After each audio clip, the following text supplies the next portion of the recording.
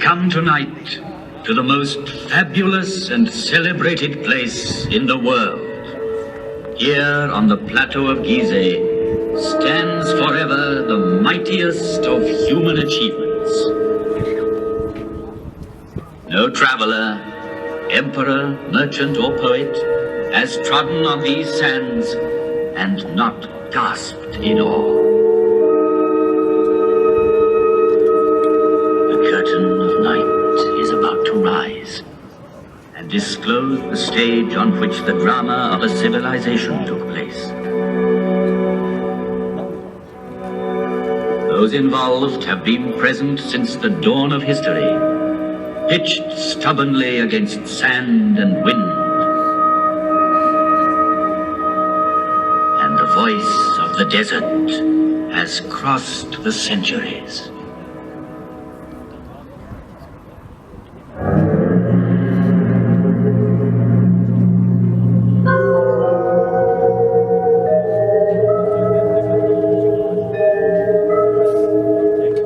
With each new dawn, I see the sun god rise on the far bank of the Nile.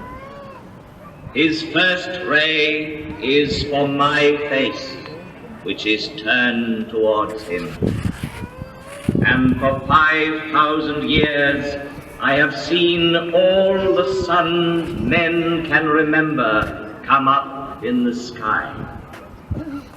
I saw the history of Egypt in its first glow, as tomorrow I shall see the East burning with a new flame. I am the faithful warden at the foot of his law, so faithful, so vigilant, so near him that he gave me his face for my own. I am a pharaoh's companion, and I am he, the pharaoh. Through the ages, I received many names from the people who came to me in adoration. Oh, Harmakis, you are my life's safeguard. Horus, protect me, oh great God, that I might see you every day. Lord of the desert, Lord of the heavens, sovereign of eternity. But the name which has remained with me is that given to me by a Greek traveler, the father of history, Herodotus. He called me Sphinx, as if I were from his land, and that name is now mine. Close to the Nile, I watch over the plateau of Giza, over all its monuments of modest or fantastic height. They are tombs.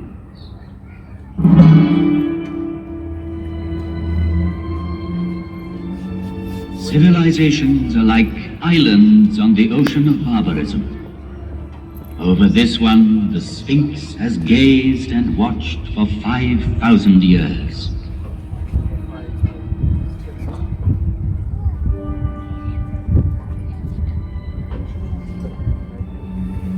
At the foot of such mountains of stone, everything becomes minute and insignificant. Man is an insect. And yet, it was men who built these massive monuments. And the names of pharaohs whose tombs they are have crossed the ages. Their glory has defeated time.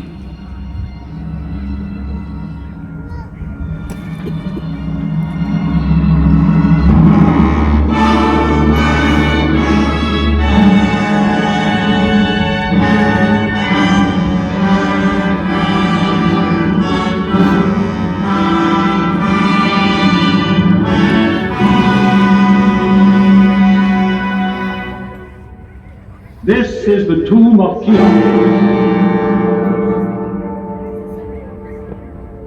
pharaoh of the 4th dynasty, 4,500 years ago. Here is the great pyramid which he built to defend himself against death. 455 feet high.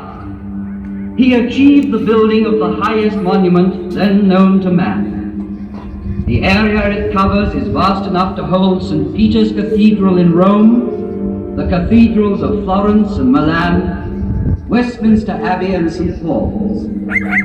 3 million blocks of stone, some of them weighing 30 tons, were assembled by Cheops' faithful workmen to achieve this fabulous construction. At the center of it, the pharaoh planned his inner chamber, where his mummy was to lie in splendor for eternity.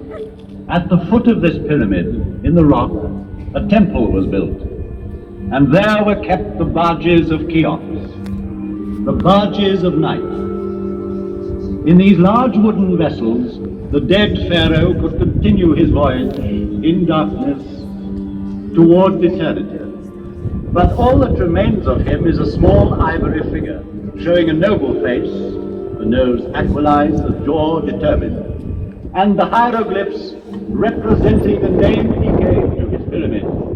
Cheops dominates the horizon. The Pyramid of Khephren. It too bears an inscription, Khephren is great. Yet, out of respect for his father Cheops, Khephren built his pyramid on a slightly smaller scale. Each side of the base measuring 710 feet, the angle being 52 degrees, it reaches a height of 445 feet. The brilliant covering of polished limestone on the apex originally extended over all 4 sides, adding to the magnificence of the pyramid.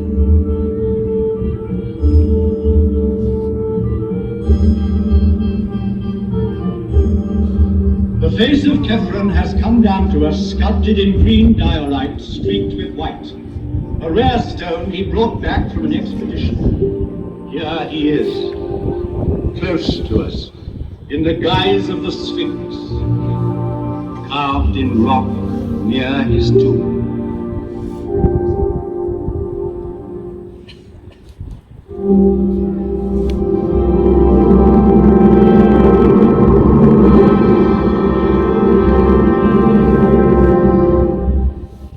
Mykerinos.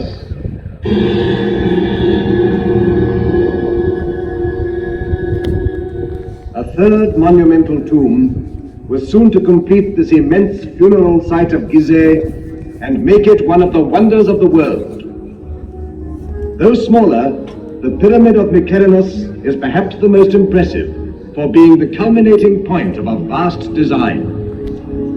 Having built it, the workmen climbed down from its granite flanks and, laying down their tools, looked up with wonderment.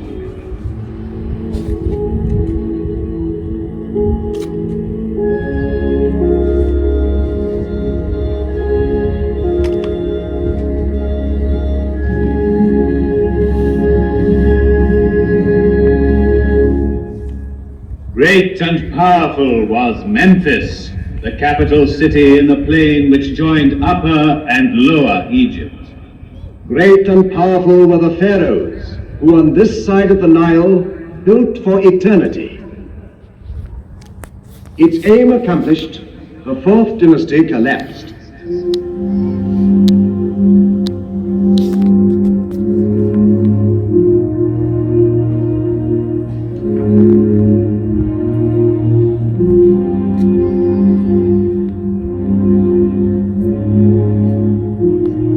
The pyramids still stand, and the inscription on the one that completed the design claims, "Divine is Mykerinos."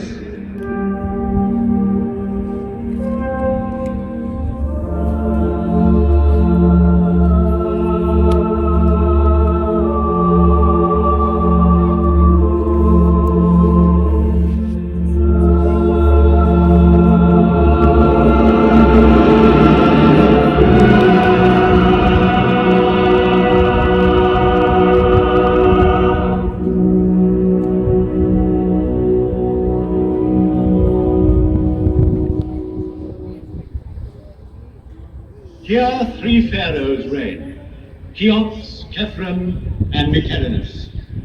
Sarcophagi may be empty, wrappings unwound, yet Cheops, Khephren, and Mycerinus still reign, bearing the double crown of Upper and Lower Egypt.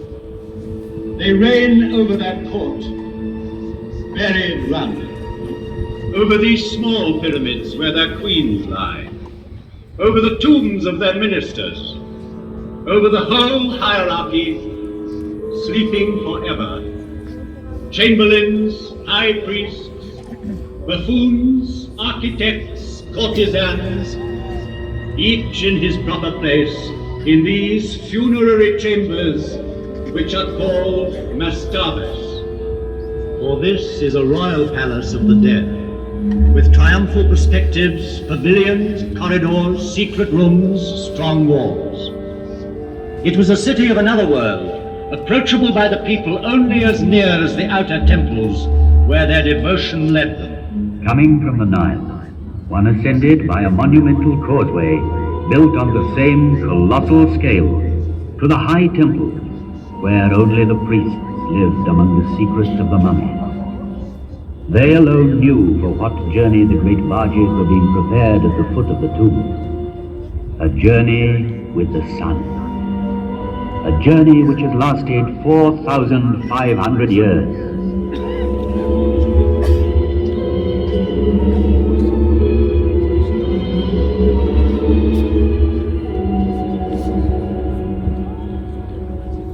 In the maze of this necropolis, let us stand by a tomb like 1,000 others, that of the mother of Cheops, and in it, by the litter marked with golden hieroglyphs, which she had prepared for the eternal journey by her son's side.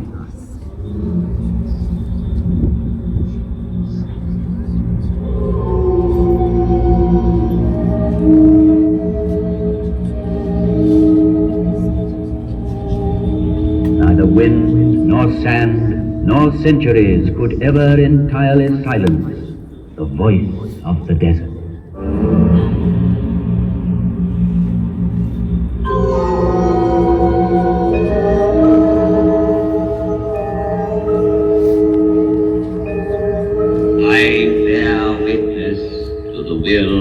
Cheops, my father, to defy time forever.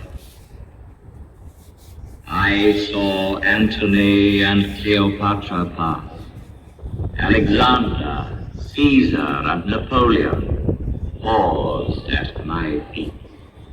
I saw the ambitious dreams of conquerors whirling like dead leaves.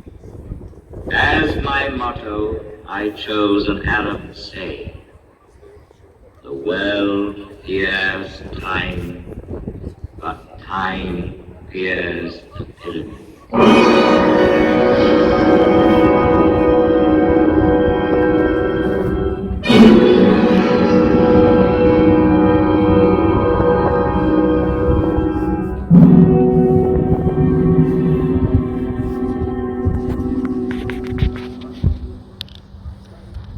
Ancient monuments, it is the pyramids which have always appealed most vividly to man's imagination.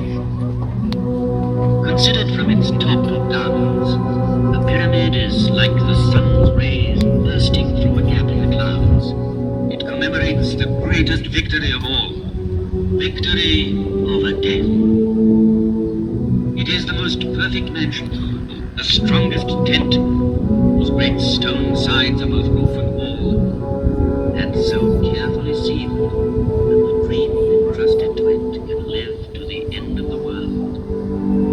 The dream of immortality. To achieve this, embalmers prepared the body for 2 months, emptying it of all but its heart and kidneys.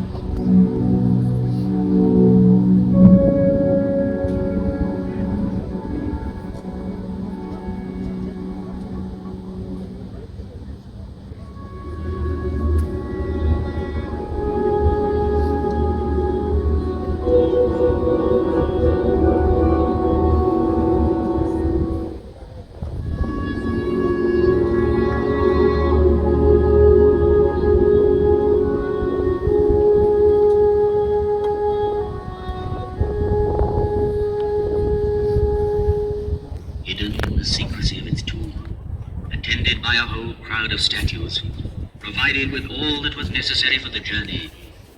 There, in the sarcophagus, lay the mummy, to be called on by the soul. For alone and without the body, the soul could not go into the night. And from the depths of this tomb still rises the scent of herbs, cedar oil, resin, and myrrh.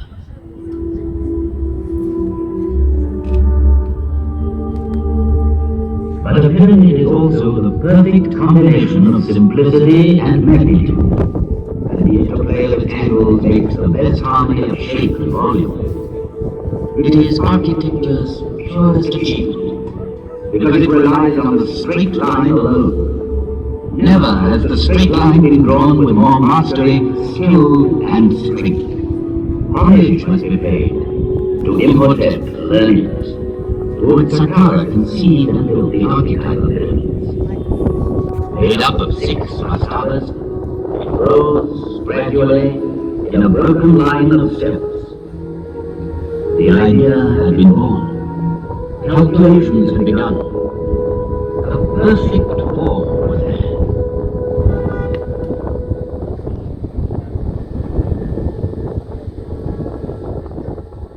Among all the objects laid by the dead man's side in his tomb, the scribe's palette is undoubtedly the most precious. From it were drawn the hieroglyphs representing the figures which made possible the fabulous calculations ordering these mountains of stone. A lotus flower for 1,000, a finger worth 10-fold, a tadpole for 100,000, and the scribe's 2 hands joined in prayer for 1,000,000.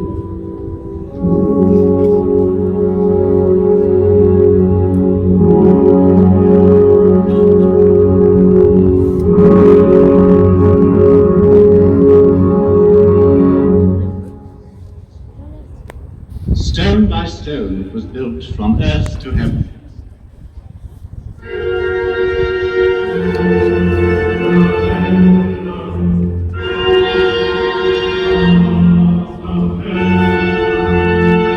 It was built in the Pharaoh's lifetime by 100,000 workmen, united in a mighty surge of faith. Each stone averaged 2.5 tons in weight. 3 million blocks were hoisted up and laid one upon the other. The finest ones of pure granite were dug up in the quarries of Aswan, whence they came by boat, carried by the flooding of the Nile. The movement of these great waters drove the farmers from their inundated fields to the plateau of Giza, where they joined the army of laborers and built. These stones were hauled singly on earth mounds, banked higher and higher as the edifice grew.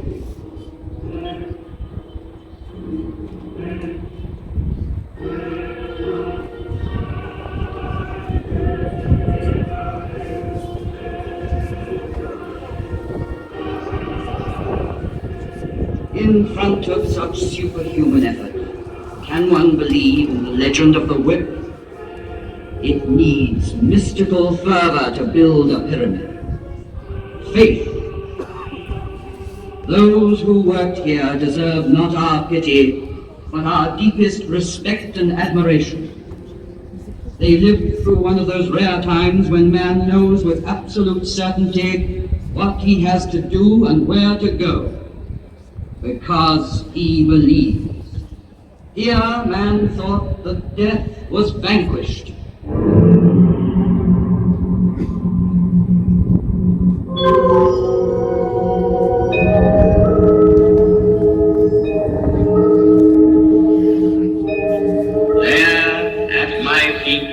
On this vast site, with mankind still in its infancy, walked and worked surveyors, geometers, astronomers to whom no star was unknown, engineers, architects, a whole people, while the rest of the world hunted wild beasts and sheltered in caves. O noble Nile, I salute you, for your waters flow majestically and fostered this sacred enterprise. One day the desert sands invaded the fields, marshes dried up on the river's bank. And so, to save his life, man invented civilization. He had to contend with floods. He designed dams and culverts. He came to love the earth and want it for his grave. But soon he wished to outlive the earth. And it was farmers, helped once more by their beneficent river, who built these monumental houses of the dead. And I, Ephraim's faithful companion, saw the progress of dynasties and grave priests, and the light steps of noble ladies whose diaphanous veils seemed to clothe them, yet not to touch them.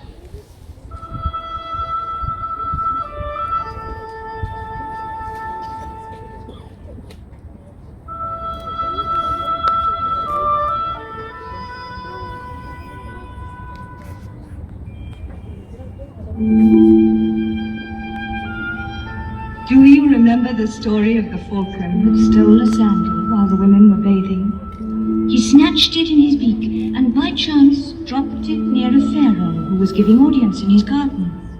So slender was the sandal, so small its size, that the pharaoh wished to see the owner. And he married her. And do you remember how a nobleman at the court of Cheops lured his wife's lover into a deep lake by means of a wax figure, and there had him turned into a crocodile by a magician? Wishing to impress the pharaoh with his magical powers, he willingly revealed what he had done, but carelessly too, for Cheops punished the guilty and the boaster equally. On his orders, the courtier was thrown to the crocodile, which devoured him, and the unfaithful woman was chastised. Do you remember, too, a young pharaoh, Amenhotep II? Never had there been an athlete so strong, so handsome, so fine.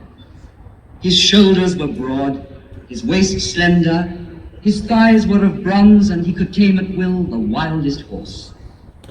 His exploits are engraved on a stone which he laid before him. Then time in passing left you behind like an old monument. Sand was beginning to choke. Kept by war in Mesopotamia, Amenhotep II was far away from his land. Then one day, while hunting the lion, a prince stopped to rest in your shadow. He fell asleep. You gave him a dream and spoke to him.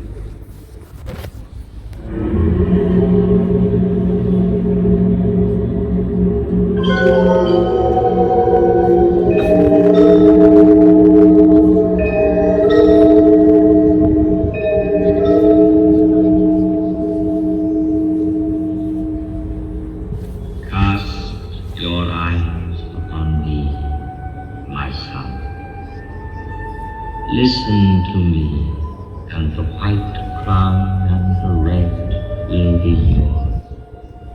The crown of Upper and of Lower Egypt. Yours will be the land in its breadth and length. Do you see how I am forlorn? How my body is neglected? I, the master of the plateau of Giza,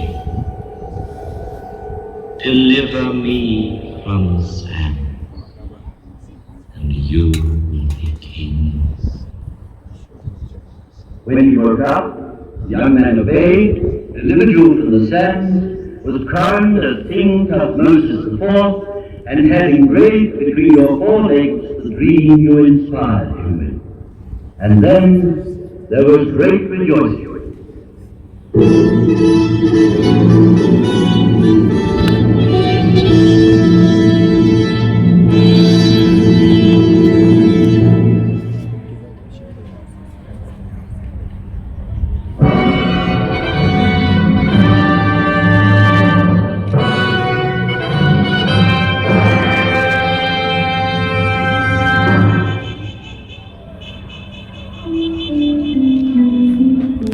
Coronation ceremonies have begun. Crowds have gathered on the bank of the Nile to watch the ritual tests of strength.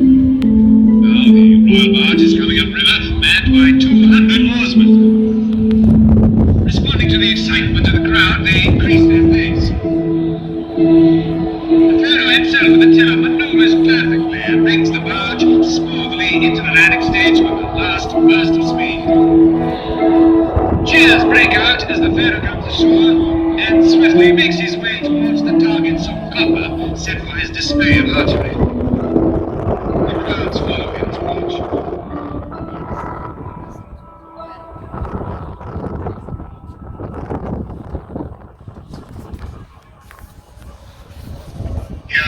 While he waits for his bows to be brought, his eye is caught by the bucking of a half-tamed horse, and he harnesses it to his chariot. There is a gasp in the crowd, but the Pharaoh is holding the reins tightly and curbing the horse to his will. He drives it round the dais, then brings it quietly back to its front. Cheers!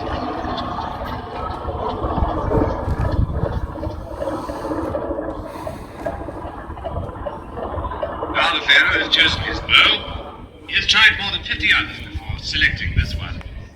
Mounts his chariot and rides off towards the first target.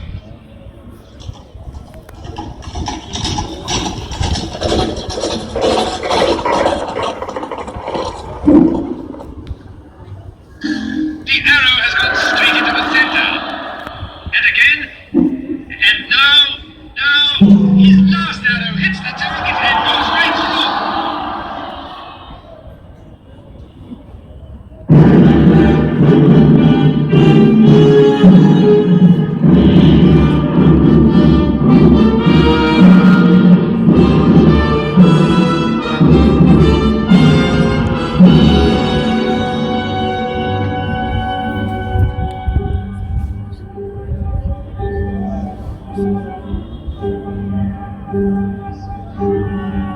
This is his triumph.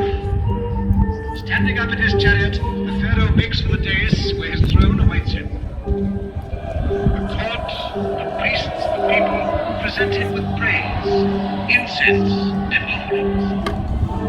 He receives the double crown and, mounting his triumphal chariot, goes to worship in the temples of Harmakis, Cheops, and Kefren. Long live the Pharaoh!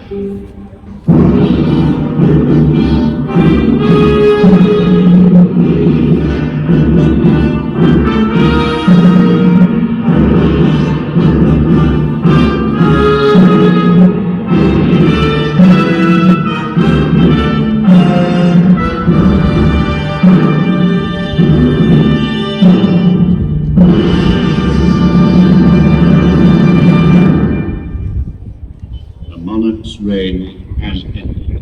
The Pharaoh is dead. And now from the valley rises the sad lament of his funeral.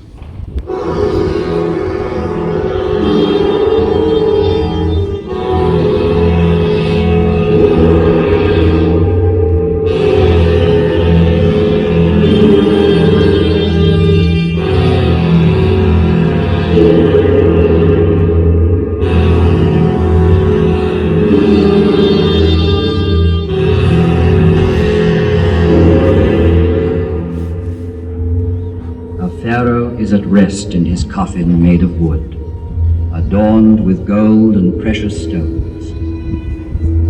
The ceremony at the lower temple is over, and ascending the causeway, the funeral procession nears the tomb, escorted by princes, high state officials, and priests.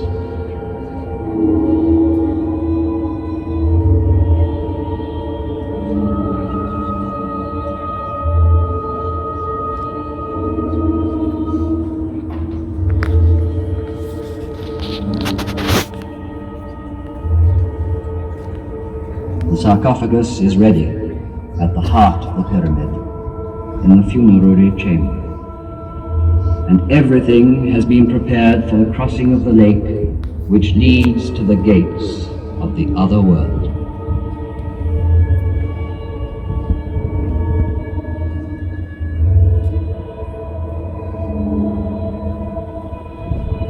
The last slab of stone is going to be sealed with such cunning that it will never be known which part of the wall was the door.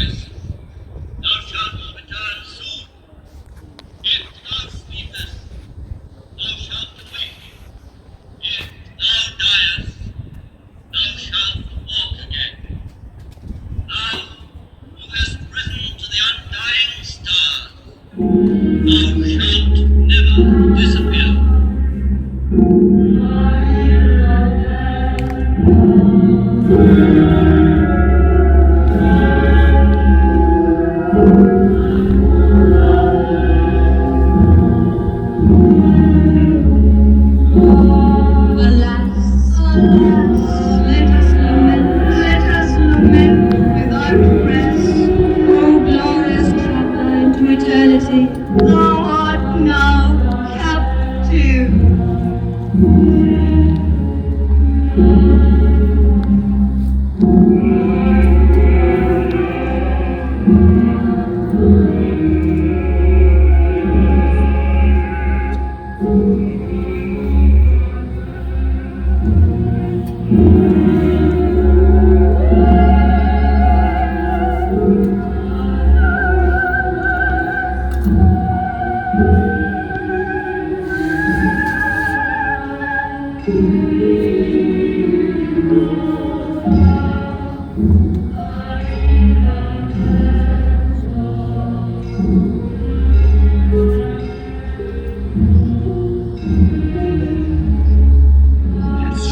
Through millenniums, dynasty succeeded dynasty. But among all the monarchs of ancient Egypt, none is more appealing than this young pharaoh, poet and a mystic, who followed Amenhotep III. Civilization in its splendor had spread southward step by step, making the valley of the Nile like a triumphal way, bordered by the papyri of learning, furrows of prosperity, terraces of peaceful living and deep meditating tombs. The flame of knowledge had passed from Memphis to Thebes.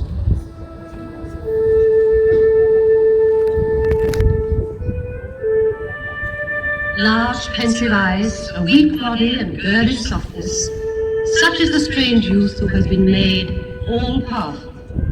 He leaves Thebes in order to found his own city. He rejects the god Amon and his priests to worship a god of his own choosing, Aton, who is in heaven.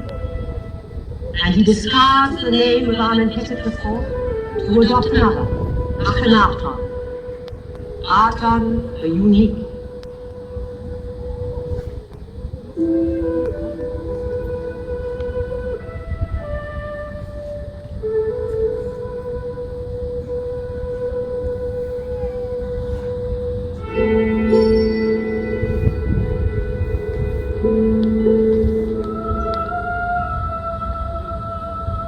With him, the walls surrounding the royal wives fall. The veils are drawn back, and in centuries to come, people will see and love the graceful figure of Nefertiti. She was by his side in his struggle to establish the new faith. Of this faith, she was like a reflection. Her radiance inspired sculptors. Thus, the image of her beauty came to us in stone. 30 years old, and he died. 3,300 years ago, he wrote and recited this prayer.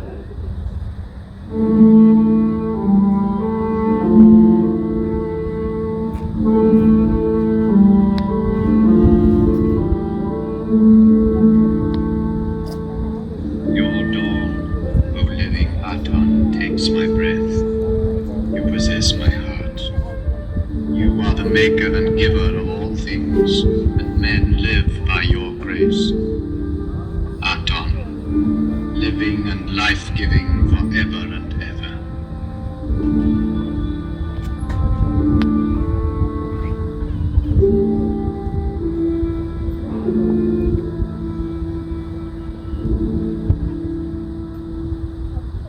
Their love lasted but a season, the time of a bloom called Nefertiti. Yet there is sadness still in the hearts of men. His successor's name was to have been Tutankhamun. He chose to be known as Tutankhamen, after the old god of tradition. Frail and tender, Tutankhamen died not yet 20, after a reign of 6 years.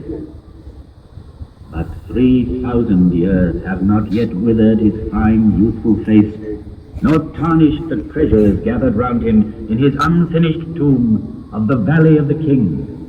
Today, the world marvels at them.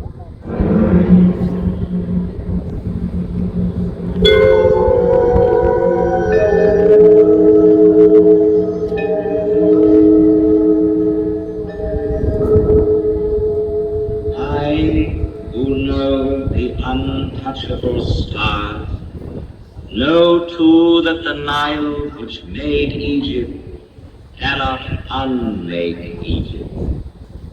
I saw conquerors reflect before me and bow their heads. I saw Alexander the Great, handsome as a barbarian, thoughtful as a prophet. Here, somewhere in this earth, he rests, awaiting resurrection. I saw Caesar one evening. He feared the sun. Our last queen, Cleopatra, bore him a child, but Caesarion was not a true pharaoh and died before ascending the throne. I saw Napoleon and his burning eye. Centuries passed over my body, yet those great soldiers raised no more than dust. I have known years of despair. An irascible emir of the Middle Ages disliked my smile, thought it pagan and ironical, and so had me disfigured by his artillery. Then children found me ugly. No longer did anyone come and pray at my feet, or listen to me. The keys of old Egypt were lost. I was nearly buried in sand. All our knowledge, our very soul, rolled in thousands of papyri, was sleeping unknown and unintelligible in dark and silent tombs.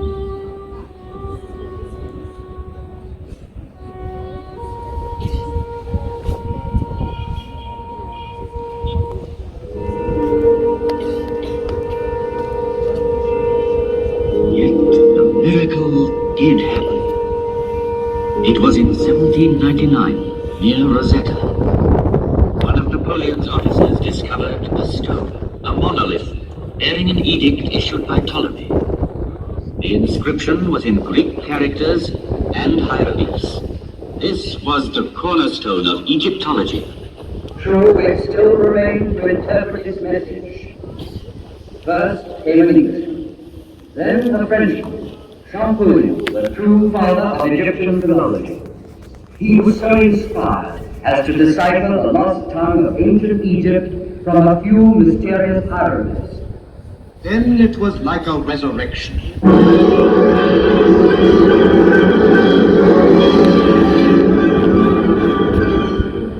All at once, from the funerary chambers to the peaks of the pyramids, hieroglyphs were born to a new life. Elms, lotus flowers, fishes, hares, and drapes, the mysterious characters suddenly woke up, fluttered and sang like creatures of the fields as the sun rises.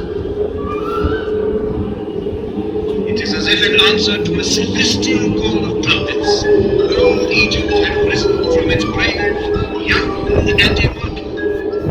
Young, immortal, and rich in beauty, like Nefertiti.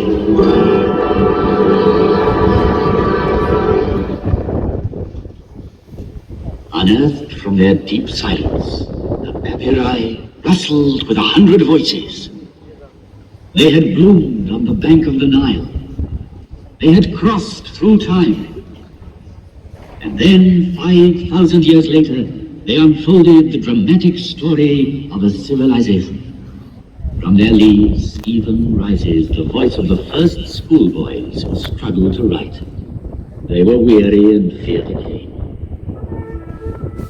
Master, because you beat me, I have learnt my lesson.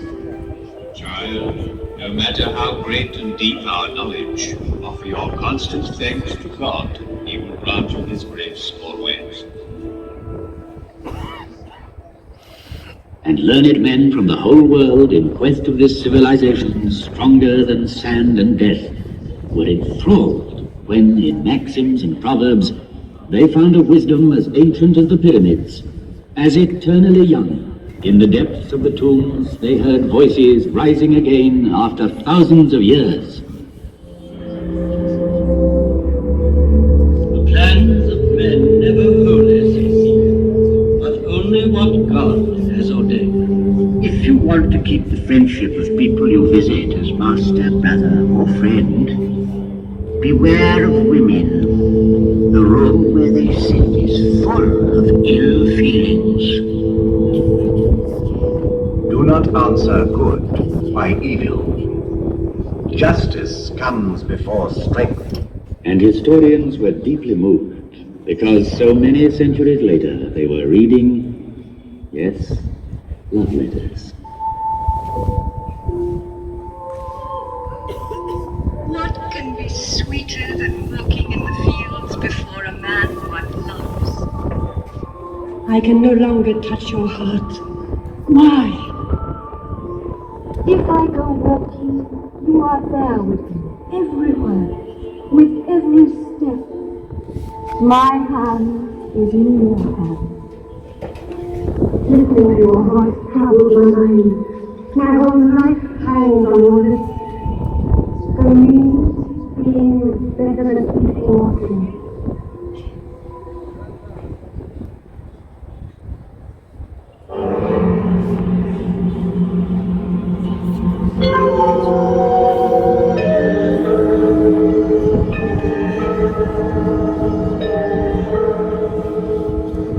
Such was my message from the depth of the ages.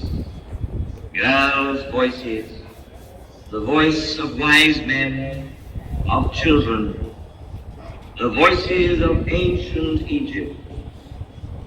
And if those voices sounded familiar to you, it is because their first echo had already reached you through Greece and Rome, Christianity and Islam.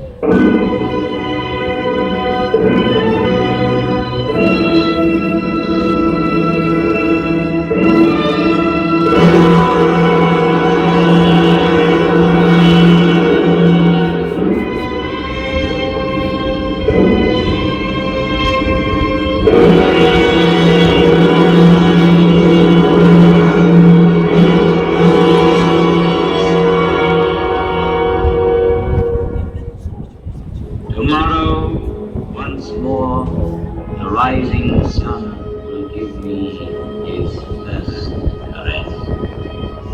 Thousands of other suns shall rise again, and man's oldest achievement will remain the highest, the purest.